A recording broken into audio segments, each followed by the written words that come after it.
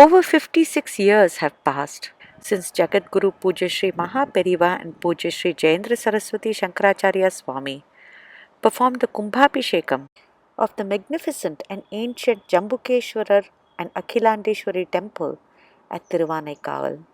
It is with their blessings that their successor and Shishya, Jagadguru Pujyashree Shankara Vijayendra Saraswati Shankaracharya Swami, completed this task after such a long time. In those days, the Balalayam was set up and the Yāga Shala looked like this. One can call the Balalayam a temporary abode of the deities. Here, the Kalasham or pot containing the energy of the deity Jambukeshwarar is being ceremoniously transported to the Yāga Shala, escorted by the Jagadguru.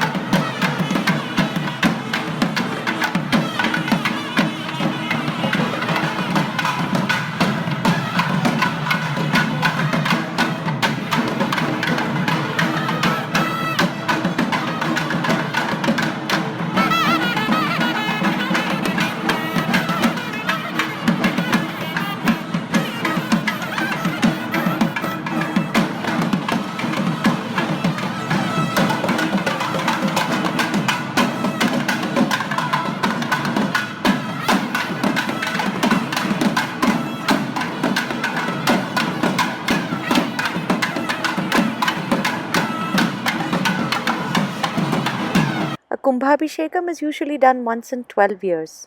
It is a time to renovate the temple. It is also a time to check for any structural defects, remove anything broken, and renew the energy in the temple.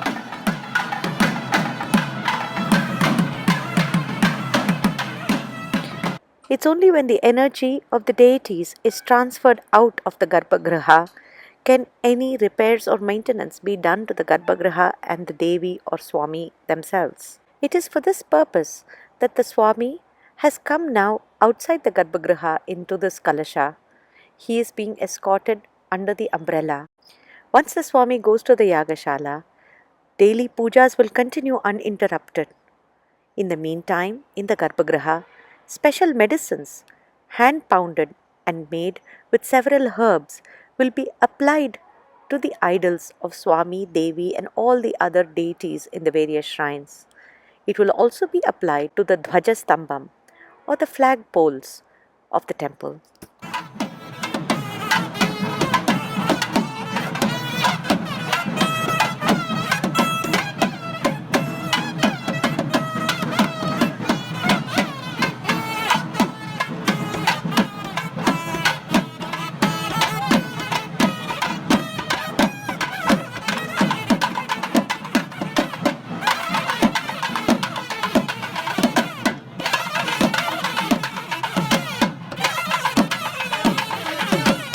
The Jambukeshwara temple is an enormous temple.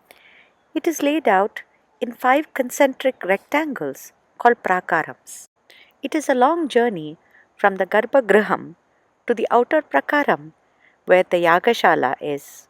A Yāga Shala is where they are offering yagas, various rites for the deities during this Kumbhabhishekam.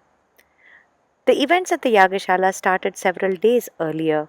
The Svami and Ambal are brought only on the 9th, as the Kumbhabhishekam will happen on the 12th of November 2018.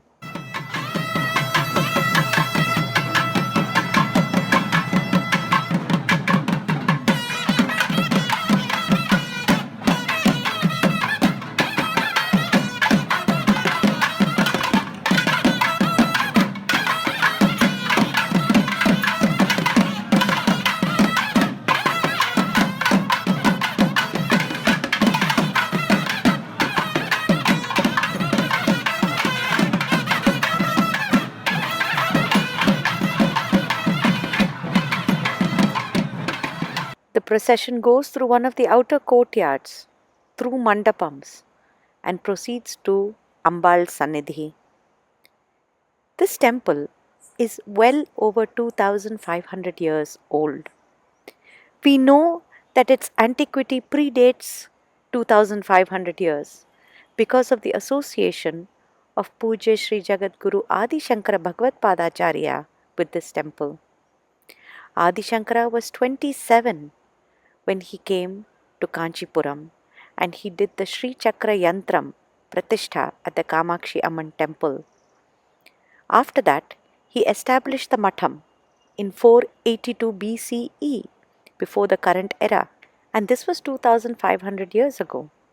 He stayed on at Kanchipuram and attained moksham videha mukti at Kanchipuram, the Mokshapuri.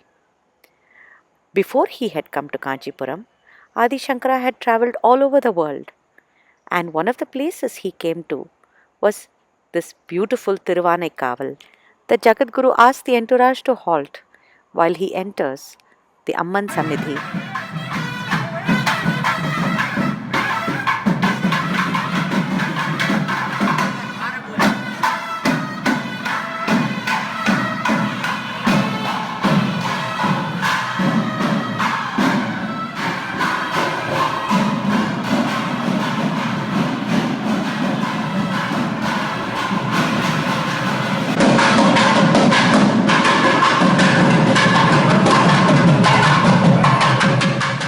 During Adi Shankara's time, over 2500 years ago, the traditional practices were not followed in this temple, and the Devi expressed her anger.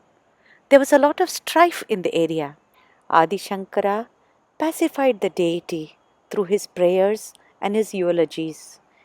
He then created the Sri Chakra Yantram as earrings and installed them on Ambal.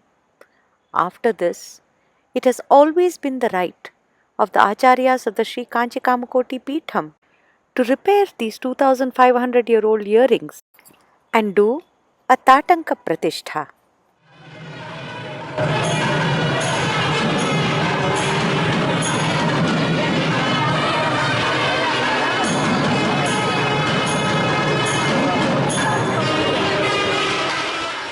A huge crowd of devotees have already filled these enormous halls.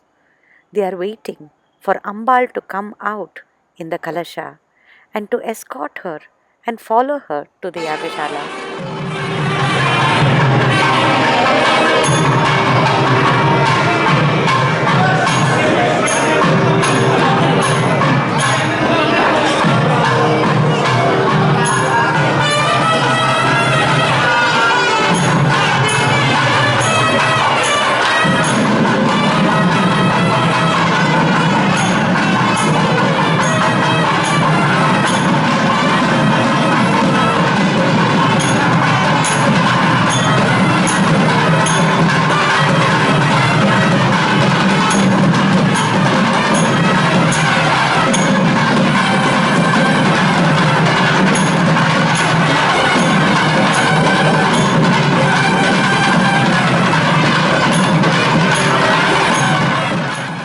Progress is slow because she has to be carried with utmost care. The Kalasha is also extremely heavy, and the bearer of the Kalasha has a great responsibility on his head.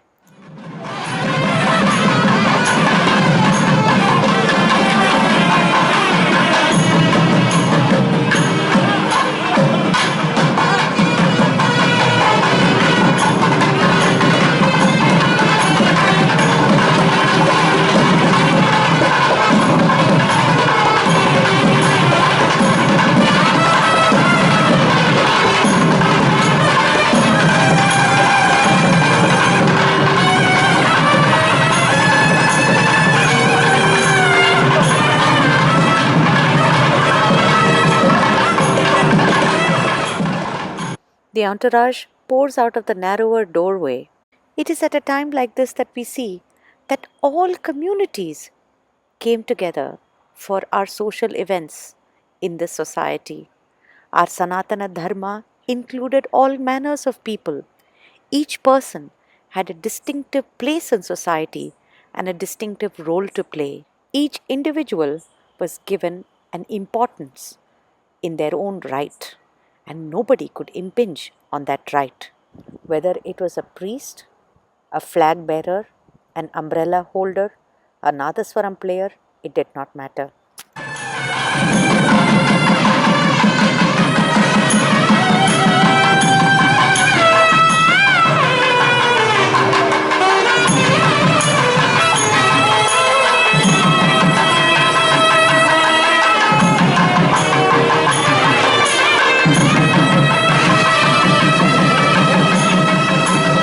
Ambal now joins Swami, who has been waiting patiently outside her doors.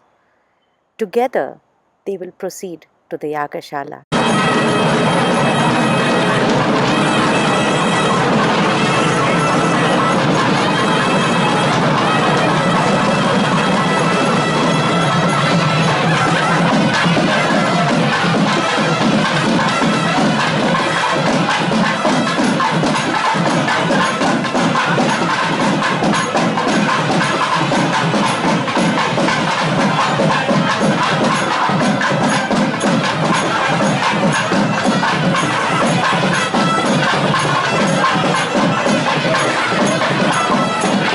A coconut is broken to make sure that there are no obstacles along the way.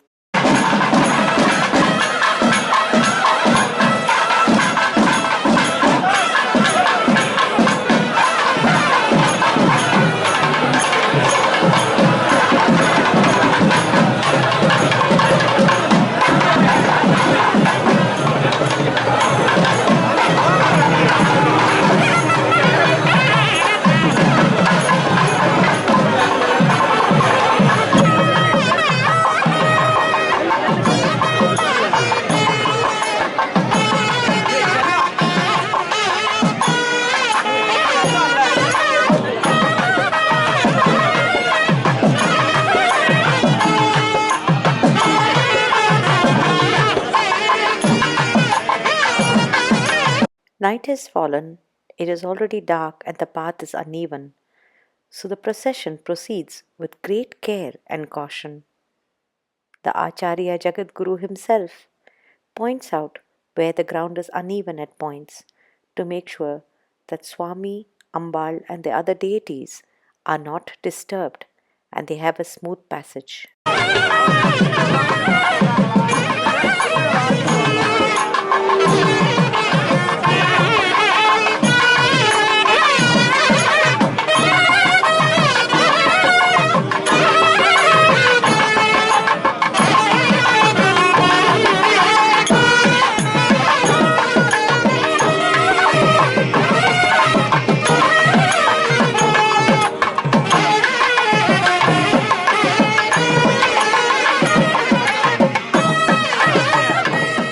Once the procession turns this corner, they have to go through this one final Gopuram before they enter the outer Prakaram where the Yāga Shala has been installed.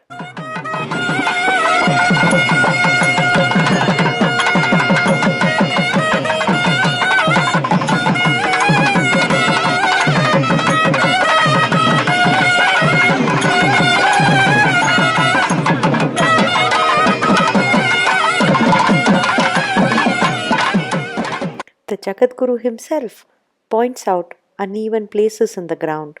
This is because of the reverence and care he has for the divine. By his actions, he shows us that this divine is not just an idol, it is not a stone, it is not a metal piece, it is not an icon for display. Rather, it is a living being, a great energy greater than all of us. It has to be respected and revered, and it has to be protected, and the reverence and the tradition that is attached to each deity, to each temple, has to be followed with great care. Such is the beauty of our country, where concepts are singular, but practice is diverse and multifold. And each unique way, each unique path is as important and needs to be protected, practiced, preserved, and passed on to future generations.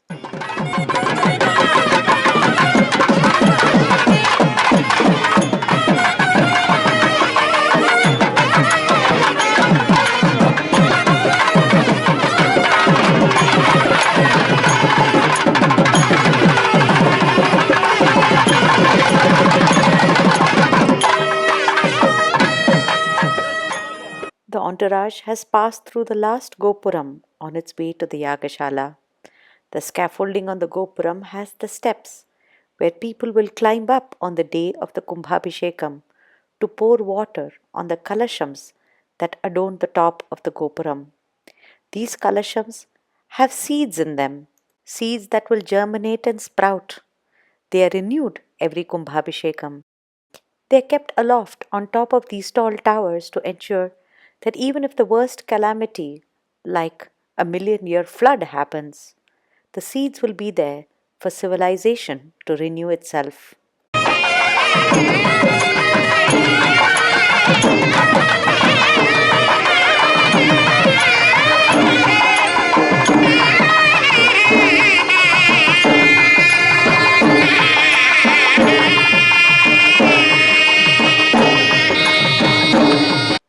We have finally arrived at the beautiful and ornate Yāga Shala right next to the exterior Gopuram of this magnificent koval.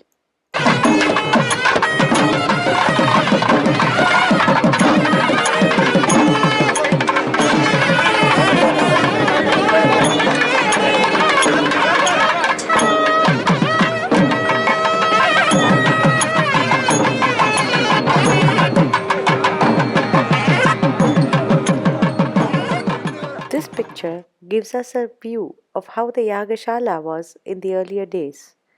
It was a much more simple wooden structure inside which the Kalashams were kept.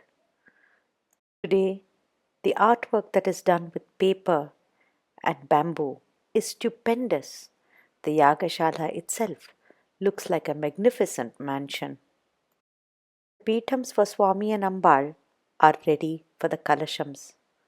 Once the Kalasham is placed there, puja will be performed for the Sthapanam, and the regular pujas will continue.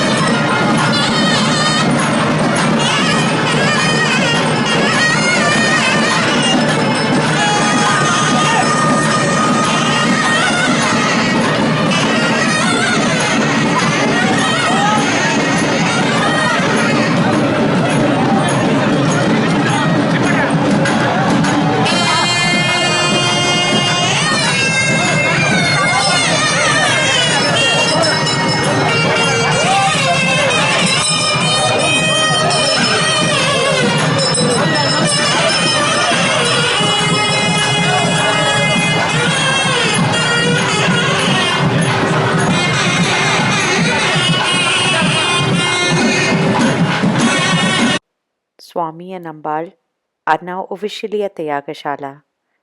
The yagas will continue in the mornings and evenings, culminating in a Purnahuti each time. We have been extremely lucky to be a part of such a spiritual and historic moment.